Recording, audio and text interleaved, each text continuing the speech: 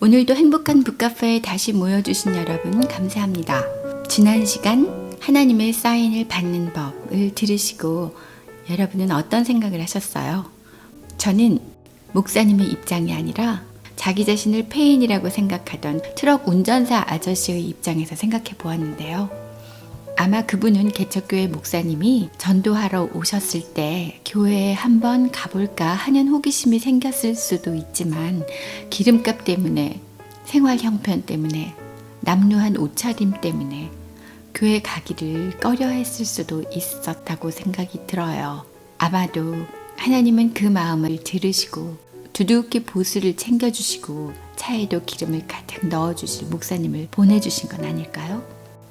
오늘은 챕터 1, 이 세상 최고의 선물, 전도의 진도를 나가볼게요. 대략 우리가 매일 동틀 때부터 해질녘까지 움직이는 거리는 10,000보가 된대요. 평생 약 18만 5천 킬로미터를 걷는 셈이죠. 이 거리는 푸른 행성인 우리 지구 둘레의 4배가 넘는다고 해요. 요즘은 10,000보 걷기 운동, 20,000보 걷기 운동, 건강을 위해서 많이 하고 계시죠? 빠른 걸음이 건강에 더 유익하다고 해서 걸음의 속도도 중요하게 생각하고 있어요. 하지만 방향은 어떨까요? 우리는 우리의 발걸음을 현명하게 사용하고 있을까요?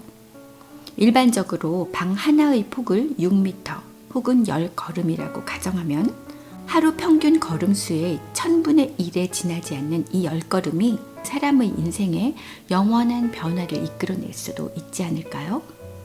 이 작은 10걸음으로 한 사람의 인생을 완전히 바꿔놓은 어느 크리스찬의 스토리를 한번 들어보세요.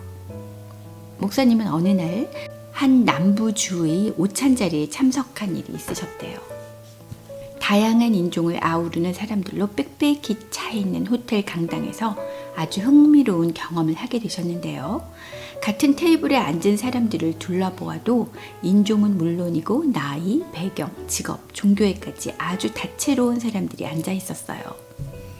진행자의 간단한 개회 인사가 시작되고 식사 전에 몇 분간 이름과 사는 곳, 일하는 곳과 행사에 참여한 이유들을 서로 나누는 시간이 마련되었죠. 그런데 한창 소개를 하는 와중에 맞은편에 앉아있던 덩치 좋은 한 흑인 신사가 눈에 들어왔어요. 차례가 돌아오자 그가 이름을 소개하는데 분명 이슬람식 이름이었죠. 그런가 보다 하고 무심코 지나갔는데 소개하는 시간이 중반쯤 지나자 그 흑인과 자꾸만 눈이 마주쳤어요. 그러다가 식사를 하는 와중에 멋진 책들을 쓰셨더군요 하는 우렁찬 목소리가 들렸어요. 목사님은 어떤 대단한 작가가 우리 테이블로 걸어오나 싶어 반사적으로 고개를 돌렸죠. 뒤에는 아무도 없었어요. 어리둥절한 목사님은 손가락으로 자신의 가슴을 가리키며 입술을 달싹거렸어요. 저요? 그가 씩 웃으며 대답했죠. 네, 점심 먹고 얘기 좀 합시다. 목사님은 네, 그러자고요. 이렇게 대답은 하면서도 호기심이 꿈틀대기 시작했죠. 식사하는 내내 목사님은 이 이슬람교도가 어쩐 일로 기독교 서적을 다 읽었다지? 이런 생각을 하느라고 정신이 없으셨어요. 그와 대화를 시작하면서 목사님 머릿속의 퍼즐 조각은 하나둘씩 짝을 찾아갔는데요. 이 덩치 큰 흑인 신사는 이렇게 말을 시작했죠. 참, 제가 이슬람 교도인 줄 아시고 적잖이 혼란스러웠겠군요. 사실이었죠. 그의 이야기를 듣노라니 전도의 파워라는 데에 새삼 가슴이 벅차올랐어요. 이 짧은 만남은 하나님과 끊임없이 동행하는 그리스도인들의 삶 속에서 성령님이 어떻게 역사하시는지 새롭게 바라보는 계기가 되었죠. 그리스도인이 영향력을 발휘하려면 그 삶 속에 어떤 일이 반드시 일어나야 하는지 그걸 생각할수록 점점 더 큰 경외감이 밀려왔어요. 자, 이슬람식 이름을 가진 그 흑인 신사가 어떻게 목사님의 책인 기독교 서적을 여러 권이나 읽어보았는지 그의 인생 스토리로 들어가 볼까요? 그는 남부 도시에서 이슬람 교도로 살아가기가 너무너무 힘들었다고 얘기해요. 정말 살기가 쉽지 않았대요. 사람들과 어울리기가 보통 어려운 게 아니었대요. 직업이 직업인지라 칵테일 파티 같은 데를 자주 갔는데요.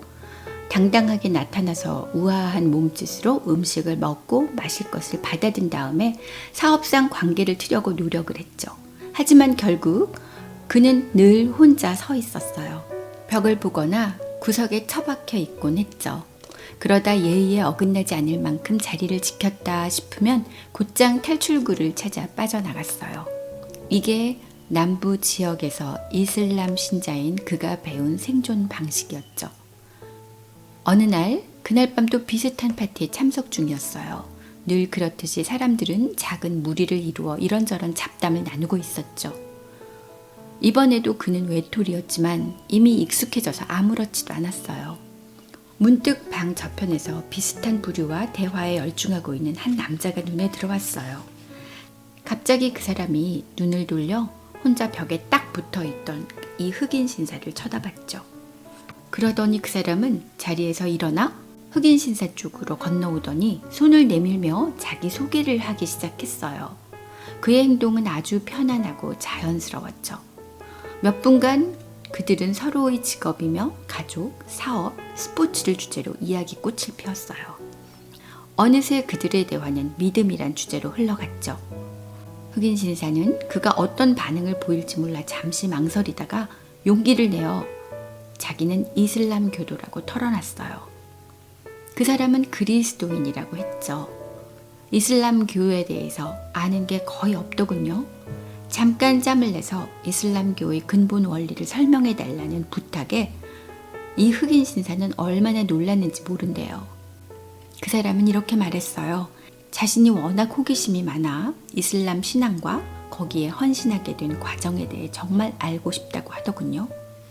나중에 다시 만났을 때 그의 의도에 대한 일말의 의심까지 말끔히 사라졌어요. 이슬람 신도의 삶과 신앙에 대해 정말로 알고자 했어요.